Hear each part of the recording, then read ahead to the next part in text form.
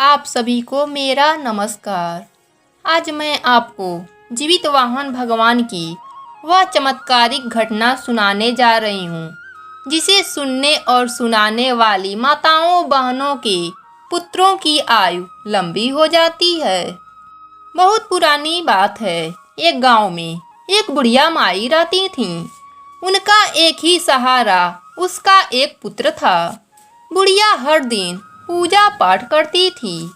एक दिन उसका बेटा जंगल से लकड़ियां लाने के लिए गया, लेकिन बेटा घर लौट कर नहीं आया, क्योंकि जंगल में एक अजगर ने बुढ़िया के बेटे को निगल लिया था। शाम तक बेटा के घर ना आने पर बुढ़िया बहुत परेशान हो जाती है। बुढ़िया बहुत रोई। इसी तरह कई दिन बीत गए, पर बुढ़िया का बेटा घर नहीं आया। बुढ़िया घर के बाहर बैठकर रोती थी और कहती थी, भगवान ने मेरे बेटे को खा गए। एक दिन भगवान ने भिखारी का रूप धरकर आए और बोले, बुढ़िया क्यों रो रही हो? बुढ़िया ने कहा, मेरा एक ही सहारा था, उसको भी भगवान ने खा लिया। भगवान ने कहा, तुम्हारे बेटे को भगवान ने नहीं खाया, बल्कि एक सर्प ने खाया है।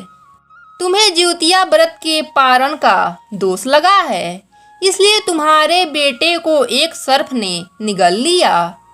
बुढ़िया बोली, लेकिन मैंने तो व्रत अच्छे से करती थी, फिर यह दोष क्यों लगा? भगवान के रूप में भिक्षुक ने कहा, तुम एक दिन भोजन बनाती हो और 4-5 दिनों तक वही खाती हो।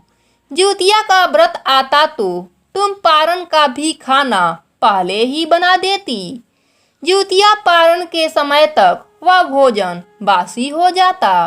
बस इसी कारण तुम्हारे व्रत में दोष आ गया और तुम्हारे बेटे को सर्प ने निगल लिया। बुढ़िया मन ही मन भगवान से माफी मांगती है और उस भिक्षुक से पूछती है कि अब मैं क्या करूं कि मेरा बेटा वापिस आ जाए।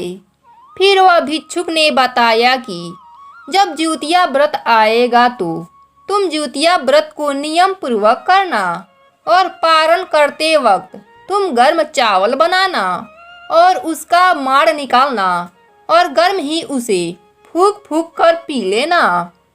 इसके बाद तुम्हारा बेटा तुम्हारे पास आ जाएगा। ज्योतिया व्रत आ गया। बुढ़िया ने नियम पूर्वक ज्योतिया व्रत किया और पारण के दिन जैसे उस भिक्षुक ने कहा था, ठीक वैसे ही गर्म गर्म चावल बनाती है और गरम गरम माड़ को निकालती है, फिर उसे फूंक फूंक कर पीने लगी। जैसे जैसे बुढ़िया माई माड़ को पी रही है, वैसे वैसे सर्प बेटा को बाहर निकाल रहा है। आखिरकार बेटा सर्प के पेट से बाहर निकल जाता है और अपने घर वापिस आ जाता है। बेटा अपने सर से लकड़ियों का गट्ठर पटकते हुए बोलता है, माँ माँ। बुढ़िया घर के अंदर से भागती हुई अपने बेटे को गले से लगा लेती है और उसकी आंखें भी ठीक हो जाती है। तभी से लोग ज्योतिया व्रत के पारण में ताजा व गर्म भोजन करने लगे। ज्योतिया के पारण के दिन इस कथा को अवश्य सुने, जिससे आपके किए गए व्रत का फल आपको पूरा मिल सके।